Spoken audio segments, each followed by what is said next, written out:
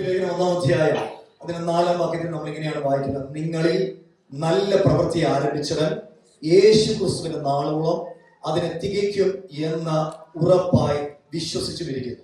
In Philippians chapter 1 verse 6 we read, being confident of this very thing, that he who has begun a good work in you will complete it until the day of Jesus. നമ്മളെ നല്ല പ്രവൃത്തി ആരംഭിച്ചത് കർത്താവാണ്. It is our Lord Jesus who has begun a good work. നമ്മളെ വിളിച്ചതും വേർതിരിച്ചതും കർത്താവാണ്. And it is our Lord Jesus who has called us and has separated us for him. നമ്മുടെ സഭയെ നട്ടത് കർത്താവാണ്. And it is the Lord who has planted the church. ആമേൻ. അങ്ങനെയാണെങ്കിൽ ആ നല്ല പ്രവൃത്തി ആരംഭിച്ച കർത്താവ് യേശുക്രിസ്തുവിന്റെ വരവോളം അതിനെ തികയ്ക്കും എന്ന് നാം ഉറപ്പായി വിശ്വസിക്കണം. The one who has begun a good work in us, he will complete it until the day of Jesus Christ. Amen. Hallelujah. ഇന്ന് നാം ശ്രദ്ധിക്കുന്ന വചനം എങ്ങനെയാണ്? Christ centered life will lead us to the heavenly joy. നാം ക്രിസ്തുവിൽ centred ആണെങ്കിൽ നാം സ്വർഗീയമായ ജോയിക്കകത്ത് നമുക്ക് നിൽക്കാൻ കഴിയും. And if our life is centered in Christ, that will lead us to the heavenly joy. അപ്പോസ്തലനായ പൗലോസ് ഈ ലേഖനം എഴുതുമ്പോൾ താൻ കാരാഗൃഹത്തിൽ ഇരുന്നാണ് ഈ ലേഖനം എഴുതുന്നത്. When Apostle Paul was writing this epistle, he was in prison. എഫേസ്യ, കൊലോസ്യ, Philemon എഴുതിയ ലേഖനങ്ങളെ പോലെ ഈ ലേഖനവും ഒരു കാരാഗൃഹ ലേഖനമാണ്.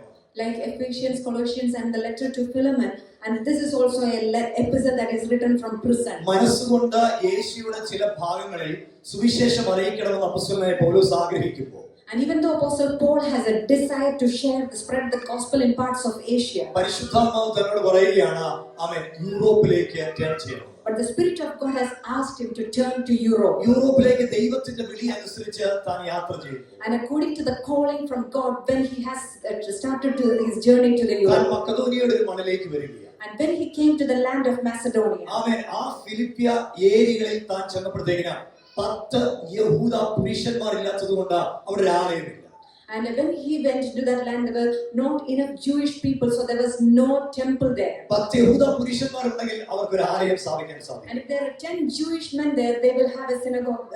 അപ്പോസ്തലപ്രവൃത്തികളുടെ പുസ്തകം 16-ാം അധ്യായത്തിൽ നമുക്ക് ശ്രദ്ധിക്കാൻ കഴിയുന്നുണ്ട്. ആമേൻ. Hallelujah.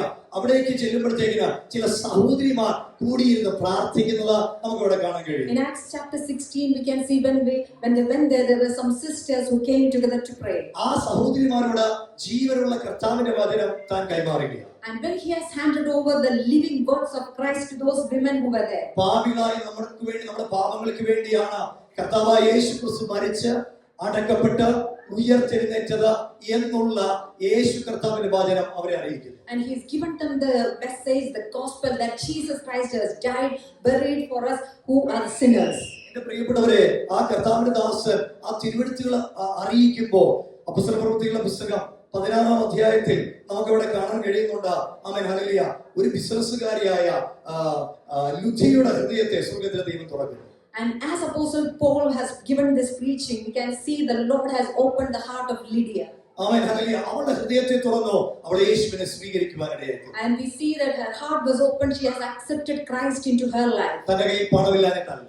And it's not that she did not have money with her. താൻ അവിടെ വെൽ നോൺ ആയിട്ടുള്ള ഒരു കുടുംബത്തിലെ അംഗമാണ്. And she is a member of a very well known family. തനിക്ക് വലിയ ബിസിനസ് ഉണ്ട്. She has plenty of businesses. പക്ഷേ സുവിശേഷം കേട്ടപ്പോൾ, But when she heard the gospel, എന്റെ പണത്തിനോ എന്റെ കുടുംബ മഹിമയ്ക്കോ എന്നെ രക്ഷിക്കാൻ കഴിയത്തില്ല എന്നൊരു ബോധ്യം ആ സഹോദരിക്കുണ്ടായി. and this woman, she understood that even though her family is well known, or maybe she have plenty of money, but that is not going to save her. അവൾക്ക് മനസ്സിലായി, യേശുവിനെ എന്റെ രക്ഷിതാവായിട്ട് ഞാൻ സ്വീകരിക്കണം. She understood that she has to accept Jesus Christ as her personal savior. അന്ന് താൻ യേശുവിനെ സ്വീകരിച്ചു. And that day she accepted Christ into her life. യേശുവിനെ സ്വീകരിക്കാൻ അവൻ താൻ തയ്യാറായപ്പോൾ, When she was ready to accept Christ, ആ പ്രിയപ്പെട്ട സഹോദരിയുടെ കുടുംബത്തിലേക്ക് ഒരു ഇൻവിറ്റേഷൻ കർത്താവദാസന്മാർക്ക് ലഭിക്കുകയാണ്. and there was an invitation that was sent to the man of God from there. പിന്നീട് യൂറോപ്പിലെ പ്രവർത്തനങ്ങളുടെ ഒരു ആരംഭ ഭാഗമായി ആ കുടുംബം തുറക്കപ്പെട്ടു. And that family was opened as a door for the evangelization in the area of Europe. ഇതറിയാവുന്ന അപ്പോസ്തലനായ പൗലോസ്,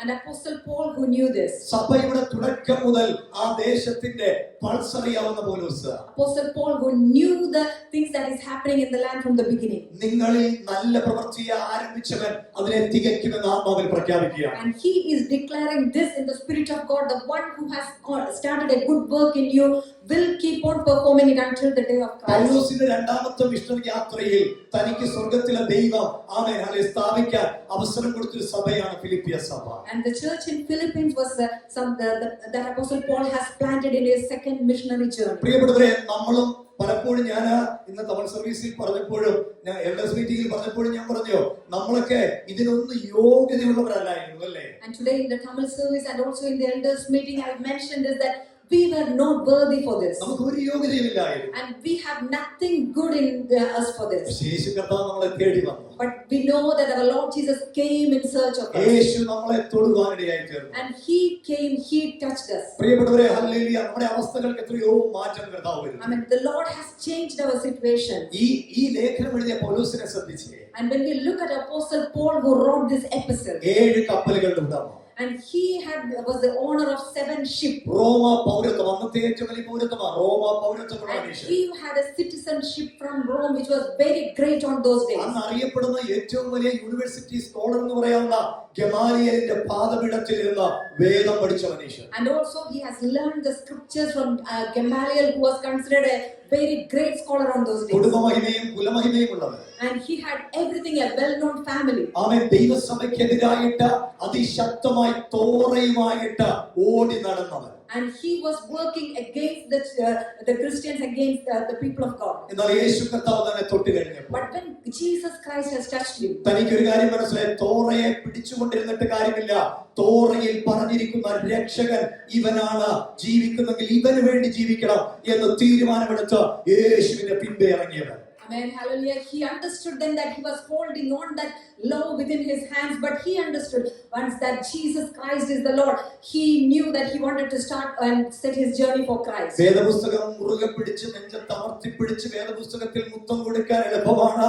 എന്നാൽ ആ തിരുവെഴുത്തുകളിൽ എഴുതിയിരിക്കുന്ന രക്ഷകന്റെ പിന്നെ നമ്മൾ ഇറങ്ങി തിരിച്ചാൽ, പ്രിയപ്പെട്ടവരെ, ഹല്ലേലൂയ, ഈ ലോകത്തിൽ അനുഗ്രഹിക്കുന്ന കർത്താവ് ഈ ലോകത്തിലും വരുവാനുള്ള ലോകത്തിലും അവൻ നമ്മെ അനുഗ്രഹിക്കും. Amen, hallelujah. It is maybe easier for us to hold Bible in our hands, but it is difficult for us to follow the scriptures what the Lord has spoken to us. But as the word of God says that when we follow this, the Lord will bless us not just in this world but in the world that is to come. ഇവിടെ ഇരിക്കുന്ന പ്രിയപ്പെട്ടവരെ, വിശ്വസിക്കണം, നിങ്ങളിൽ ഒരു നല്ല പ്രവൃത്തി ആരംഭിച്ചത് കർത്താവാണെങ്കിൽ അതിനെ തികയ്ക്കുവാൻ ശക്തനായ ദൈവമാണ് നമ്മുടെ കർത്താവ്.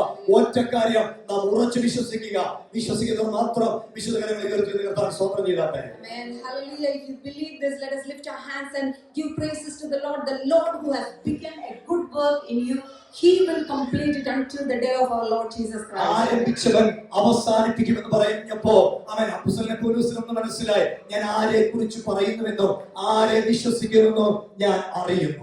Amen. When Apostle Paul says that the one who has begun the work, he will complete it. Apostle Paul knew that who he is speaking about and whom he is putting his trust in. ഈ വേദപുസ്തകത്തിലെ അവസാന പുസ്തകമായ വെളിപ്പാടിന്റെ പുസ്തകം 1-ാം അധ്യായം അതിന്റെ 17-ാം വാക്യത്തിൽ യേശു കർത്താവിന്റെ കാൽക്കലേക്ക് വീണ് കിടക്കുന്ന ഒരു യോഹന്നാനെ നമുക്ക് കാണാൻ കഴിയും. Revelation chapter 1 verse 17, we can see an Apostle John who fell at the feet of Jesus. ഈ യോഹന്നാനെ വിളിച്ചതും വേർതിരിച്ചതും ആരാണെന്നുള്ളത്? And who called and separated this John? ആരുടെ മാറിന്റെ ഇടിയാണ് ഈ യോഹന്നാൻ കേട്ടത്?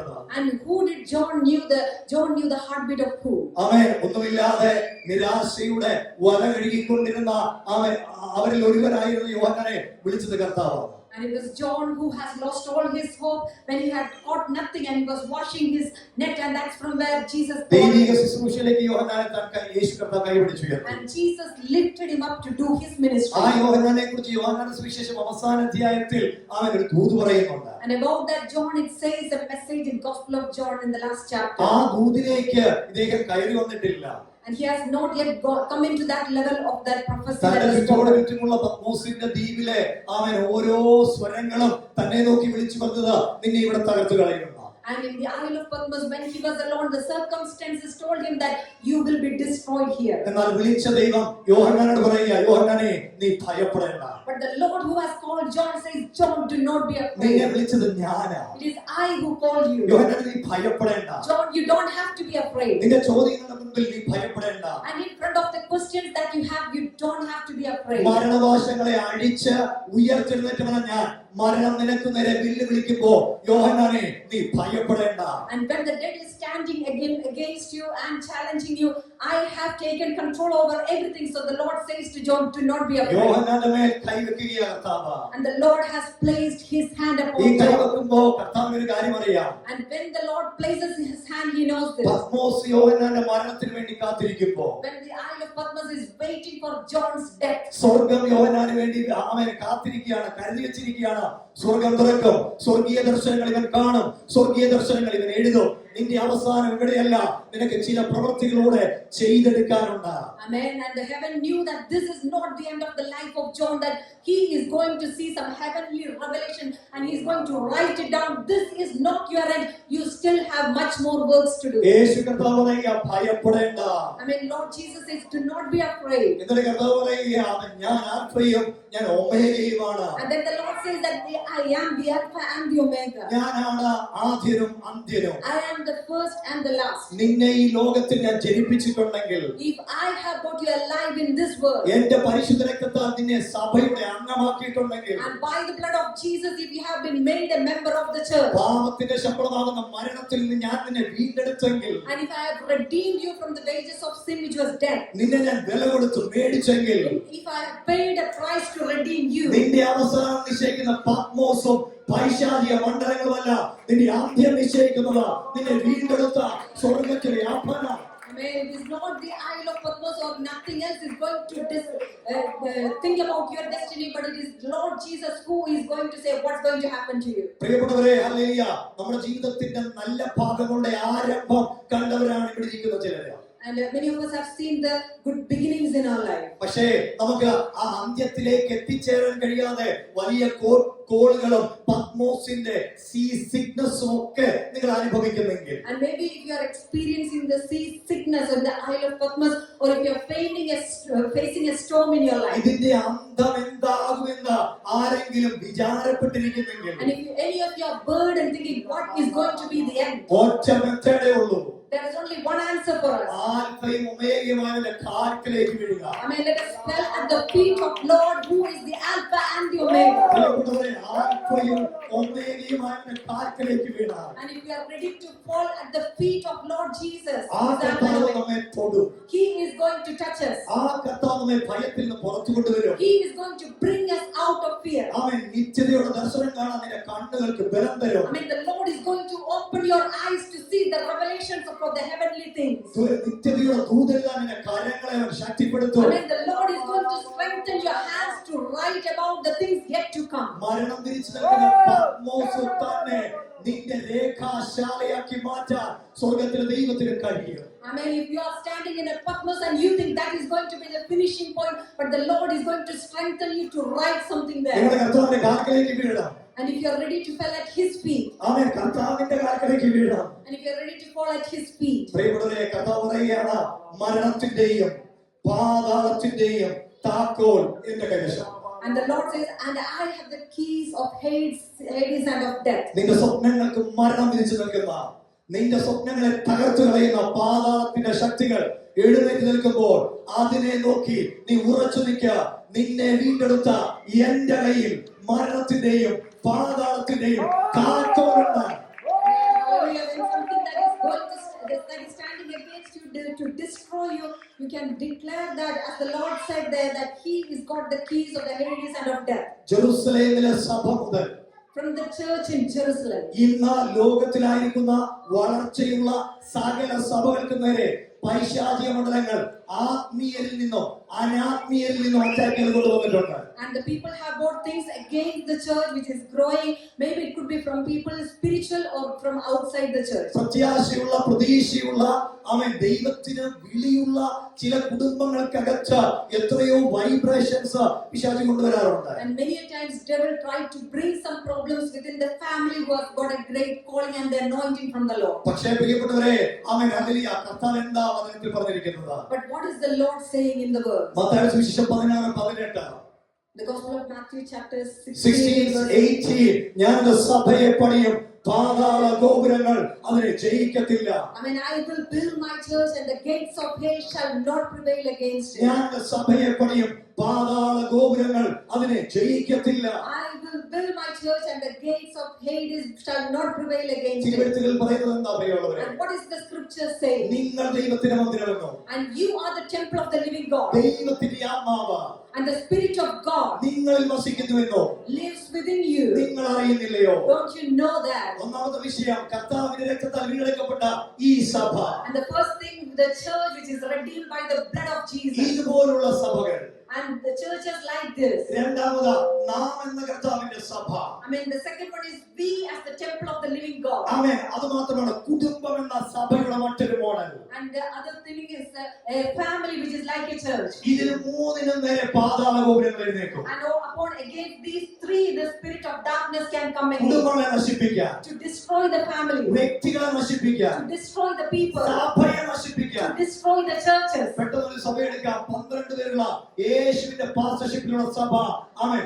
ആ സഭയ്ക്കകത്ത് ആ കൂട്ടത്തെ നശിപ്പിക്കാൻ ഒരു യൂതസ് ഒറ്റുകാരായി എഴുന്നേൽക്കുക. And if you just look at the church, the 12 disciples who were along with Jesus, there was one who was ready to betray Judas Iscariot. പ്രിയപ്പെട്ടവരെ, നോക്കിയേ, സഭയ്ക്കെതിരായിട്ട് പല രീതികൾ എഴുന്നേൽപ്പുകൾ നടന്നിട്ടുണ്ട്. And in one way or the other way, there could be things of the people standing against the church. എന്നാൽ യേശു പറയുകയാണ്, But Jesus says this. ഇത് നിന്റെ സഭയല്ല, ഇത് എന്റെ സഭയാണ്. This is not your church, and the Lord says this is His church. നിന്നെ തകർക്കാൻ ചിലർ എഴുന്നേറ്റ് നിൽക്കുമ്പോ, And when the people are standing against to destroy you, നീ ഇന്നലകളിൽ പലതിന്റേതുമായിരുന്നു, and maybe yesterday in the past you belonged to someone else or something else, പക്ഷെ ഇന്ന് നീ എന്റെ മന്ദിരമാണ്. but today you are the temple of living God. അവൻ നിന്റെ കുടുംബം എന്റെ കുടുംബമാണ്. And your family is my family, the Lord ഞാൻ says. എന്റെ സഭയെ പണിയും. I will build my church. പാതാള ഗോപുരങ്ങൾ അതിനെ ജയിക്കത്തില്ല. And the gates of Hades will not prevail against it. ഇന്നത്തെ കർത്താവിനെ സ്തുതിക്കാൻ കഴിയും. I mean, how many of us can do all praises and glory to our God? സഭയ്ക്കെതിരെ എഴുന്നേറ്റ എല്ലാ ശക്തികളോടും, And whatever the power of the darkness that come against the church, വാക്കറിനോട് ദൈവം വാക്കറിനായിരുന്നു. if the people are wicked, the Lord is like saying to them. ദൈവത്തിന്റെ സഭ അനുഗ്രഹിക്കപ്പെട്ട സഭയാണ്. I mean, we know that the church of God gets blessed continually. ഫിലിപ്പിയിലേക്ക് ഒന്ന് മടങ്ങി വന്നാട്ടെ. Let's come back to the Philippians. അപ്പോസ്തലനായ പൗലോസ് പറയുകയാണ്, ഞാൻ ഫിലിപ്പിയ സഭയെ നിങ്ങളെ ഓർക്കുമ്പോൾ ഒക്കെയും ദൈവത്തിന് സ്തോത്രം ചെയ്യുക. And Apostle Paul says, when I think about you, the church in Philippines, I give praises to God. കാരണം നിങ്ങളുടെ സ്നേഹം, Thinking about your love. പലപ്പോഴും ഞാൻ പലയിടങ്ങളിൽ യാത്ര ചെയ്തിട്ടുണ്ട്. And many times I have traveled in different places. പക്ഷേ എനിക്ക് വേണ്ടി കരുതാൻ സ്വർഗ്ഗത്തിലെ ദൈവം നിങ്ങളെ ഉപയോഗിച്ചത്. But the Lord have used you to care for me. നിങ്ങളിൽ ഒരു പ്രവൃത്തി ആരംഭിച്ച അന്ന് മുതൽ, I mean, from the time He has begun a good work, ഇന്ന് ഞാൻ ഈ ലെറ്റർ എഴുതുന്ന ഈ സമയം വരെയും until the time I am writing this letter, നിങ്ങളെ കുറിച്ച് ഓർക്കുമ്പോൾ and when I think about you, എന്റെ മനസ്സിൽ സന്തോഷമുണ്ട്. I have great joy in my heart. നിങ്ങൾ ഒരു സീസണൽ ബിലീവേഴ്സ് അല്ല, You are not seasonal believers. നിങ്ങൾ ഒരു സ്റ്റേബിൾ ബിലീവേഴ്സ് ആണ്. You are stable believers. നിങ്ങളിൽ എനിക്ക് വളർച്ച കാണാം. I can see that you are growing. നിങ്ങളുടെ ആത്മീയ വർദ്ധന എനിക്ക് കാണാം. I can see you spiritually lifted up. വചനം പറയുന്നു, ഈ സഭയെ ഓർക്കുമ്പോ അപ്പോസ്തലനായ പൗലോസിന് സ്നേഹം വർദ്ധിക്കുകയാണ്, സ്തോത്രം വർദ്ധിക്കുകയാണ്. And the word of God says Apostle Paul has increased great joy and giving thanks to the Lord when we think about this church in Philippines. നമ്മളെ കുറിച്ച് ഓർക്കുമ്പോൾ And when it's about us, ദൈവഭക്തന്മാർക്ക് ഒരു സന്തോഷം തോന്നണം.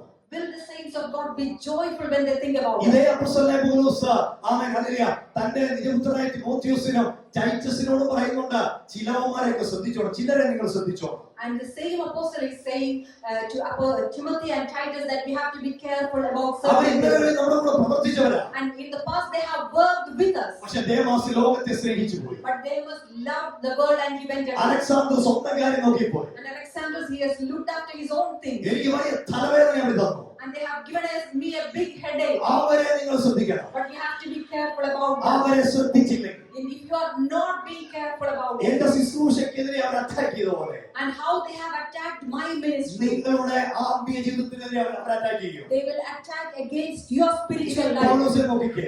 And if you look at that, ഫിലിപ്പിയ സഭയിലെ ഓരോരുത്തരും പൗലോസിന് മുമ്പിൽ വരുമ്പോൾ and when Apostle Paul is thinking about every member in the church in Philippines, പൗലോസിന് വലിയ സന്തോഷമാണ്. Apostle Paul have a great joy in his heart. മണിക്കൂറുകൾ അദ്ദേഹം ദൈവസന്നിധിയിൽ അവർക്ക് വേണ്ടി സ്തോത്രം ചെയ്യുന്നു. And he is giving thanks and praying to the Lord for them. Philippi ലേഖനം 1-ാം അധ്യായം അതിന്റെ 9 മുതലുള്ള വാക്യങ്ങൾ നമ്മൾ വായിക്കുമ്പോൾ In Philippians chapter 1 from verse 9 as we read. നിങ്ങളുടെ സ്നേഹം മേൽക്കുമേൽ പരിജ്ഞാനത്തിലും സകല വിവേകത്തിലും വർദ്ധിച്ചു വരണം.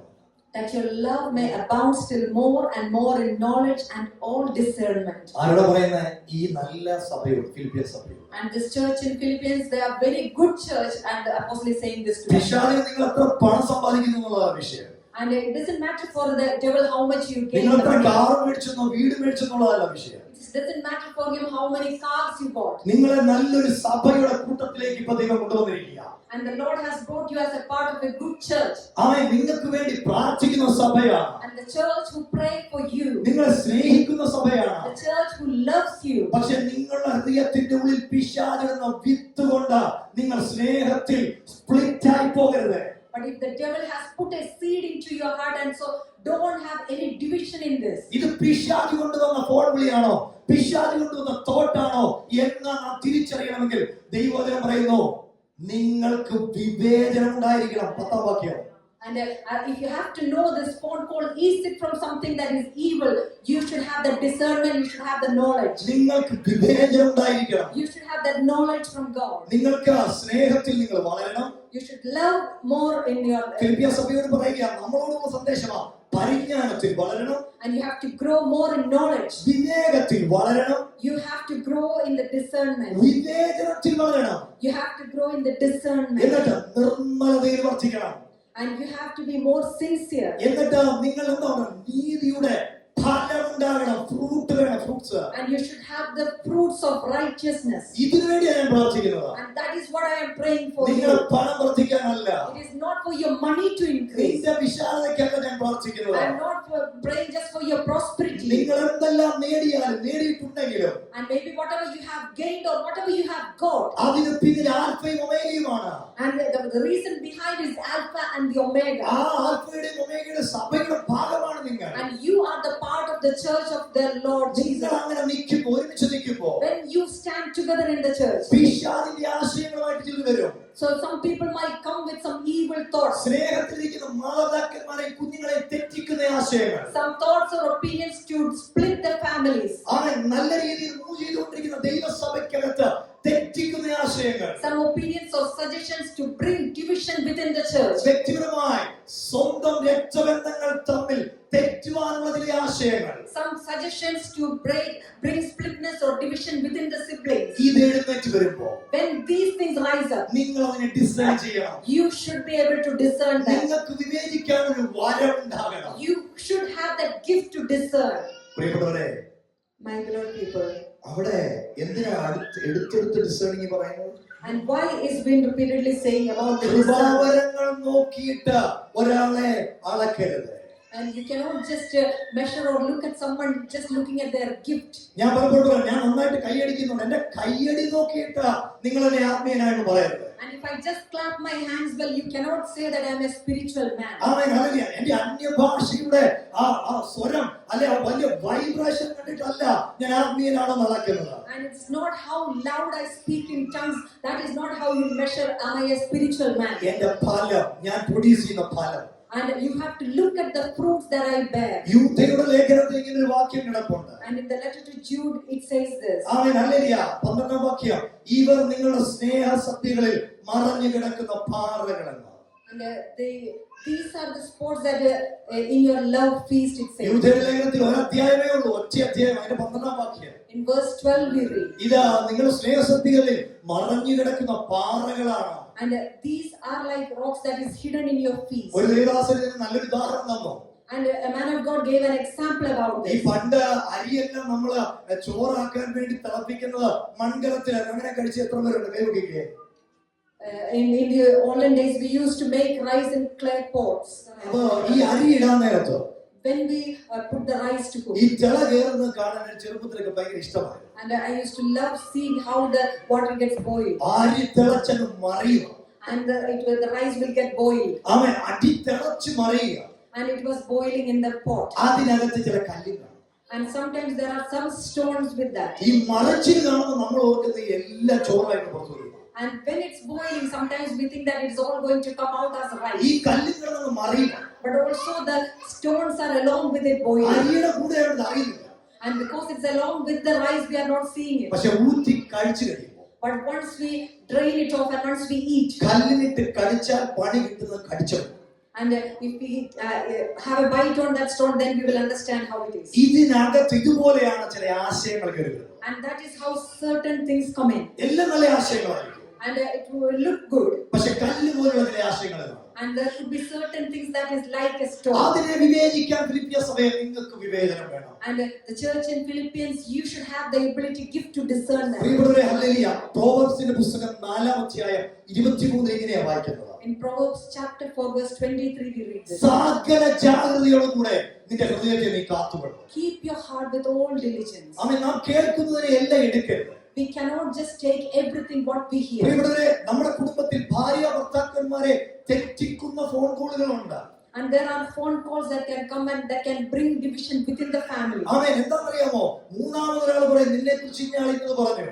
And a third person might be saying that he has told or she has told something about you. ദൈവം നിങ്ങൾക്ക് തന്ന ഭാര്യയും ഭർത്താവുമാണ്. And it is the husband or wife the Lord has given to you. Be open.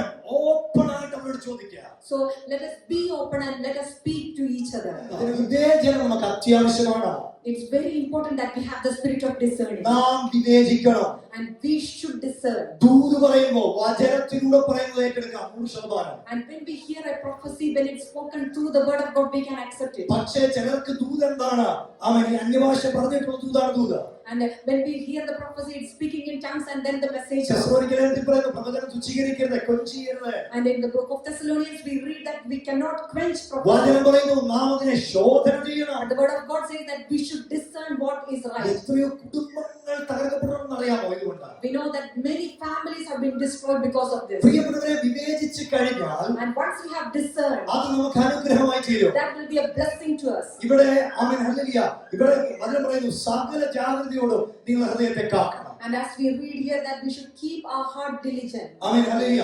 എന്തിനാ?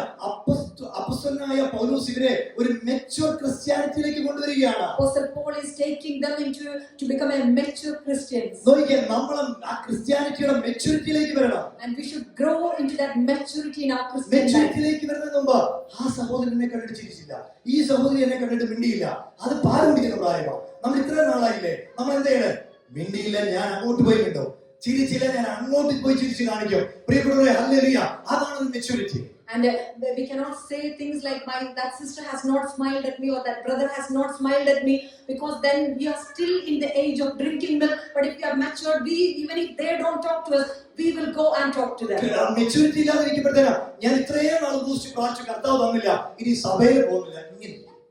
And sometimes if you are not mature enough, we might be saying this, I have been fasting and praying for this for such a long time and the Lord has not blessed me with that, I am not going to go to the church anymore. ഇനി കർത്താവ് നോക്കിയതിന്റെ സഭയെ ഞാൻ വരത്തില്ല. And you will be challenging God saying that I am not going to come to your church ഇനി anymore. മാഷിയിൽ നോക്കിയതിന്റെ സഭയെ ഞാൻ വരത്തില്ല. And if you are not mature, then you will tell Lord, I am not going to come to your church anymore. ആയിട്ടുള്ള ഒരാളാണെങ്കിലോ കർത്താവ് ഇനി തന്നാലും തന്നില്ലേ, വിടുവിച്ചാലും വിടുവിച്ചില്ലയോ, ഞാൻ നിന്നെ പിൻപറ്റും. And hallelujah, if you are a true Christian, if you are a matured Christian, you will be saying this, Lord, whether you give it or not, whether you bless me or not, I will follow you, Lord. കർത്താവേ, നീ എന്ത് തന്നാലും തന്നില്ലേലും കർത്താവേ, പാപിയായിരുന്ന എന്നെ നിന്റെ മകനായി തീർത്തില്ലേ, മകളായി തീർത്തില്ലേ, അതിനായി സ്തോത്രം. Amen. Hallelujah, Lord, whether you bless me with anything or not, Lord, I was a sinner and you have made me your child. I give you all thanks and glory. Circumstances നിങ്ങളുടെ ക്രിസ്തീയ സന്തോഷത്തെ cover ചെയ്യരുത്. And your circumstances should not be covering your Christian joy. ഒരു Christian മെച്യൂരിറ്റിയിലാണ് നമ്മൾ ഉള്ളതെങ്കിൽ, and if you are in a maturity now, ഈ വേദപുസ്തകവുമായി നമുക്ക് ബന്ധമുണ്ടെങ്കിൽ, if you have a connection with the word of God, വിശുദ്ധിക്ക് വേണ്ടി ജീവിക്കാൻ ഒരു ആഗ്രഹമുണ്ടെങ്കിൽ, if you have a great desire to live for the holiness, പ്രിയപ്പെട്ടവരെ, എത്ര വലിയ സർക്കംസ്റ്റാൻസസ് അഗെയിൻസ്റ്റ് വന്നാലും നമ്മൾ ഫെലോഷിപ്പിൽ സ്ട്രെങ്തൻ ആയിത്തീരും. I mean, even though the circumstances could be against us, we will stand strong in the fellowship with Christ. വളരെ പെട്ടെന്ന് പോകാം. ഫിലിപ്പിയർ ലേഖനം 1:12 വാക്യത്തിൽ അപ്പോസ്തലൻ പൗലോസ് പറയുന്നു, സഹോദരന്മാരെ, എനിക്ക് ഭവിച്ചത് സുവിശേഷത്തിന്റെ അഭിവൃദ്ധിക്ക് കാരണമായി തീർന്നു എന്ന് നിങ്ങൾ അറിയുവാൻ ഞാൻ ഇച്ഛിക്കുന്നു. Philippians chapter 1 verse 12 we read, but I want you to know, brethren, that the things which happened to me have actually turned out for the furtherance of the gospel. ഞാൻ ബന്ധനത്തിലാണ് ഇരിക്കുന്നത്. And even though I am in chains ഞാൻ now, ചെയിനിലാണ് ഇരിക്കുന്നത്. I am in chains right now. അടുത്തത് വിട്ടേ മോനെ, ഈ മോശയെ സംബന്ധിച്ചിടത്തോളം മോശയുടെ അധികാരത്തെ കുറിച്ച് നമ്മൾ നോക്കുമ്പോൾ റോഡാണ്, ഒരു വടിയാണ് മോശയുടെ അധികാരം. When we look at the authority of Moses, we can see a rod as a sign of the authority of Moses. Amen, hallelujah. ദാവീദിനെ കുറിച്ച് നോക്കുമ്പോഴത്തേക്കിന് ഒരു സ്ലിംഗ് ആണ് അദ്ദേഹത്തിന്റെ ഒരു അധികാര ചിഹ്നം. When you look at David, it was a sling that showed his authority. ഗിദെയോനെ നോക്കുമ്പോഴത്തേക്കിന് ഒരു കാഹളമാണ് അദ്ദേഹത്തെ മുന്നേക്ക് കൊണ്ടുവന്നത്. When we look at Gideon, it was a trumpet that showed his authority. എല്ലാവർക്കും മോശയുടെ വടിയും ദാവീദിന്റെ കവണയും ഗിദെയോന്റെ ഊത്തും ഇഷ്ടമാണ്. And most of us like the rod that showed the authority of Moses, or David's sling, or Gideon's എന്നാൽ trumpet. പൗലോസിന്റെ ചങ്ങല ഇഷ്ടം ആർക്കുമില്ല. But does any of us love the chains that was put Paulose on him? പറയും അവർക്കെല്ലാം അതായിരുന്നു അവർ ആയുധമെങ്കിൽ. Apostle Paul says this. Amen, hallelujah. They all mightily used by God through these all instruments, but my chain, through my chain, I am producing another spiritual children. ഇവിടെ നോക്കിയേ, എന്റെ ചെയിനിൽ കിടന്നുകൊണ്ട് തന്നെ ഞാൻ ഒത്തിരി ആത്മീയ സന്തതികളെ ജനിപ്പിക്കുകയാണ്. I mean, even when I am in chain, Apostle Paul says that I will give birth to many spiritual children. ഒത്തിരി പേർ പ്രാർത്ഥിക്കാറുണ്ട്, മോശയുടെ അധികാരം എനിക്ക് വേണം. And many people say that I need the authority that Moses had. അങ്ങനെയുള്ള അധികാരങ്ങളെ ചിലർ അംഗീകരിക്കത്തുള്ളൂ. And some people only accept those authorities. ഗോലിയാത്തും അവൻ ദാവീദുമാണെങ്കിൽ അവർ നൂറെ നിൽക്കും. And when it is Goliath or David, they will stand like that. ഗിദെയോന്റെ കാഹളം എന്ന് പറയുന്ന ചാടി എനിക്ക് കൈയിരിക്കും. And when people hear about the trumpet of Gideon, they will be very happy. പൗലോസിന്റെ ചങ്ങലയ്ക്ക് കൈയിടിയില്ല. And when you hear about the chains that Paul was bounded, no one പക്ഷേ will clap for them. പൗലോസ് പറയുകയാണ്, But Apostle Paul says this. ഞാൻ ചെയിനിലായിരുന്നത് എനിക്ക് ഭവിച്ചത് സുവിശേഷത്തിന്റെ അഭിവൃദ്ധിക്ക് വളർച്ചയ്ക്ക് കാരണമായി. തുടർന്ന് സ്വന്തം പറയാൻ Hallelujah. Apostle Paul says that I have been in chains, and actually that has happened and helped for the furtherance of the gospel. മറ്റൊരു ദിവസം നോക്കൂ, അവൻ ചെയിനിൽ കിടന്ന അപ്പോസ്തലനായ പൗലോസ് പ്രയോജനപ്പെടുന്നതാ. In another day we'll think about Apostle Paul who were in chains and how he was used. അപ്പോസ്തലനായ പൗലോസ് അപ്പോസ്തലപ്രവൃത്തിയുടെ പുസ്തകം 26-ാം അധ്യായത്തിൽ അഗ്രിപ്പ രാജാവിന്റെ മുമ്പിൽ നിൽക്കുകയാണ്. In Acts chapter 26 we can see Apostle Paul before King Agrippa. അപ്പോസ്തലനായ പൗലോസ് രാജാവിന്റെ മുമ്പിൽ ചങ്ങലകൾ ധരിച്ചെന്ന് പറയുകയാണ്, സൂര്യനെ വെല്ലുന്ന ശോഭയുള്ള നസറായനായ യേശു എന്നെ തൊട്ടു, അവനെ പിൻപറ്റാൻ എനിക്ക് സ്വർഗ്ഗം ഭാഗ്യം തന്നു. When in front of King Agrippa we can see Apostle Paul testify saying that the Lord who is filled with glory has come to meet me and I am privileged to follow him. അപ്പോസ്തലനായ പൗലോസിന്റെ അഭിഷേകത്തിനുള്ള ആ ചെയിനിൽ കിടന്നാണെങ്കിലും അഭിഷേകമുള്ള ഉണർവുള്ള പ്രസംഗം കേൾക്കുമ്പോൾ രാജാവ് സിംഹാസനത്തിൽ നിന്ന് വിളിച്ചു പറയുകയാണ്, പൗലോസേ, ഞാൻ ക്രിസ്ത്യാനിയായി തീരാൻ നീ എന്നെ അല്പം കൊണ്ട് സമ്മതിപ്പിക്കുക. നീ പറയുന്ന സാക്ഷ്യം, നീ പറയുന്ന വചനം അതെന്റെ ഉള്ളിൽ തട്ടുകയാണ്. I mean, we can see that Apostle Paul, even though he was in chains, and when he spoke that word, that has touched the heart of King Agrippa, and he says that Paul, that you are persuading me to be a Christian. രാജാവേ, അങ്ങ് മാത്രമല്ല, എന്റെ പ്രസംഗം കേൾക്കുന്നവരെല്ലാവരും അല്പം ഉണ്ടാകട്ടെ അധികം ഉണ്ടാകട്ടെ ഈ ചങ്ങല ഒഴികെ എന്നെ പോലെ സുവിശേഷത്തിന് വേണ്ടി, വിശുദ്ധിക്ക് വേണ്ടി, നിത്യതയ്ക്ക് വേണ്ടി നിൽക്കണമെന്ന് ഞാൻ ആഗ്രഹിക്കുകയാണ്. And Apostle Paul says that I would to God that not only you but also all who hear me today might become both almost and altogether such as I am, except for these chains. താഴേക്ക് നമ്മൾ വായിക്കുമ്പോൾ നമുക്ക് കാണാൻ കഴിയുന്നുണ്ട്, ആമേൻ, ചിലര് അപ്പോസ്തലനെ കുത്തി വേദനിപ്പിച്ച് വേല ചെയ്യുന്നുണ്ട്. And we can see in the following verses that some of them has been giving pain to the apostle and working. അപ്പോസ്തലനായ പൗലോസിന്റെ അപ്പോസ്തലത്വത്തെ, ശുശ്രൂഷയെ, പാസ്റ്റർഷിപ്പിനെ അംഗീകരിക്കാതെ എതിർത്തു നിൽക്കുന്ന ചിലര് അന്ന് ആ കൂട്ടത്തിലുണ്ട്. And there were also a group of people among those who were not ready to accept the pastorship or the apostleship of Apostle അവർക്ക് Paul. പ്രസംഗമുണ്ട്, ചിലർ നാട്യത്തോടെയാണ്. And some of them, they were not doing it in the right heart. അങ്ങനെ ആരാധനയുണ്ട്, അത് യഥാർത്ഥത്തിൽ Innocent ആയിട്ടുള്ളതല്ല. And even though they were worshipping God, that was not sincere from their heart. പക്ഷേ അപ്പോസ്തലൻ പൗലോസ് പറയുന്നത് കേൾക്കുന്നുണ്ടോ? But Apostle Paul says, 18-ാം വാക്യം 1:18, നാട്യമായിട്ടോ പരമാർത്ഥമായിട്ടോ ഏതു വിധമായാലും അവർ ക്രിസ്തുവിനെയല്ലേ പ്രസംഗിക്കുന്നത്. but Apostle Paul says that whether in pretense or in truth, Christ is preached. Philippians chapter 1:18, ആമേൻ, ക്രിസ്തുവിനെയല്ലേ പ്രസംഗിക്കുന്നത്. Christ is preached. ആയതുകൊണ്ട് ഞാൻ അതിൽ സന്തോഷിക്കുകയാണ്. And in this I rejoice. എന്നെ അംഗീകരിച്ചില്ലെങ്കിൽ, And whether they accept me or not. എന്റെ കൂടെയുള്ള ചിലരെ അംഗീകരിച്ചില്ലെങ്കിൽ, And maybe they are not accepting people with me, അവർ യേശുവിനെ വാഴ്ത്തുന്നത്, യേശുവിനെ ഉയർത്തുന്നത്. but they are also preaching Christ. കഴിഞ്ഞ കാലങ്ങളിൽ ഏറ്റവും ശക്തമായി പ്രയോജനപ്പെട്ട രണ്ട് ദൈവദാസന്മാരുടെ പേരുകൾ പറയാം.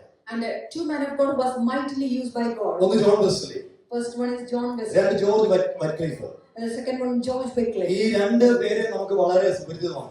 And they both are very familiar to ഇവർ us. രണ്ടുപേരും ഓരോ കാലഘട്ടത്തിൽ ശക്തമായി പ്രയോജനപ്പെട്ടവരാണ്. And in different times the Lord has used them mightily. ആമേൻ. പക്ഷേ ഇവരുടെ ഇടയിൽ ഒരു ഡോക്ടറൽ ഡിസഗ്രിമെന്റ് ഉണ്ടായിരുന്നു. But there was a disagreement within them about the doctrine. ഇവരുടെ രണ്ടുപേരും അത്യധ്വാനം ചെയ്തതാണ് ദൈവരാജ്യത്തിന്. And they both have worked hard for the kingdom of God. ഒരിക്കൽ ഇതറിയാവുന്ന ഒരാൾ വന്നിച്ച ആമേൻ ജോൺ വെസ്ലിയോട് ചോദിച്ചു. And one person who knew about this came to John Wesley and asked, George വെക്ലിഫിനെ ആ നിത്യതയിൽ കാണുമ്പോൾ നിങ്ങൾ തമ്മിൽ എങ്ങനെയായിരിക്കും? and when you see George Wycliffe in the eternity, what is going to happen? എടുത്തു വായിക്കും ജോൺ വെസ്ലി ഇങ്ങനെയാണ് പറഞ്ഞത്. And suddenly John Wesley answered this. അടുത്ത ഓരോ വാക്കുകൾ നിങ്ങൾ ശ്രദ്ധിക്കണം. And if you pay attention to this, ഞാൻ അദ്ദേഹത്തെ കാണാൻ സാധ്യതയില്ല. I don't think I'll be able to see him. ചോദ്യം ചോദിച്ച ആൾക്കാർക്കും ചോദ്യം കേട്ടുകൊണ്ടിരുന്ന ആൾക്കാർക്കും വലിയ അതിശയമായി. And the people who asked the question and the people who were listening were amazed. അപ്പോൾ വെസ്ലി നിങ്ങൾ എന്താ യഥാർത്ഥത്തിൽ പറയുന്നത്? And they asked, what are you actually meaning by John this? വെക്ലിഫ് അദ്ദേഹം രക്ഷിക്കപ്പെട്ടില്ലെന്നാണോ? And was he, the George Wycliffe, was he saved? രണ്ട് doctoral ആശയങ്ങൾ നിൽക്കുക. And they had two different doctrine. John Wesley പറഞ്ഞ പദം കേൾക്കണം. And John Wesley said this. അദ്ദേഹം രക്ഷിക്കപ്പെട്ടില്ലെന്ന് ഞാൻ പറഞ്ഞില്ലല്ലോ. I am not saying that he was not saved. അദ്ദേഹം ആമേൻ രക്ഷിക്കപ്പെട്ട വ്യക്തിയാണ്. I know that he was saved. അദ്ദേഹം കർത്താവിന്റെ തേജസ്സുള്ള സിംഹാസനത്തോട് ഏറ്റവും അടുത്തായിരിക്കും നിൽക്കുന്നത്. ഒരുപക്ഷെ അദ്ദേഹത്തെ കാണാൻ പോലുമുള്ള അവസരം എനിക്ക് കിട്ടിയെന്ന് വരത്തില്ല. എന്ന് പറഞ്ഞാൽ തന്നെ താൻ താഴ്ത്തുന്ന ഒരു സ്വഭാവം. ഈ കർത്തൃമേശ വിളിച്ചു പറയുന്നത് നമ്മെ താൻ ഒന്ന് താഴ്ത്തണം. നമ്മളിൽ വലിയവൻ ആരുമില്ല, ഒരുവനെയുള്ള വലിയവൻ. അവന്റെ പേരാണ് നമ്മൾ ഒരുമിച്ച് പ്രസംഗിക്കുന്ന നസ്രായനായ യേശു ക്രിസ്തു. Hallelujah. We can see that John Wesley humbled himself by saying this answer that George Wycliffe may be very close, near to the glory of Christ. I might be very far behind, so maybe I won't be able to see him there. That's the reason that he said today, let us be humble ourselves. And that is, this table is declaring a message of our Lord who has humbled himself.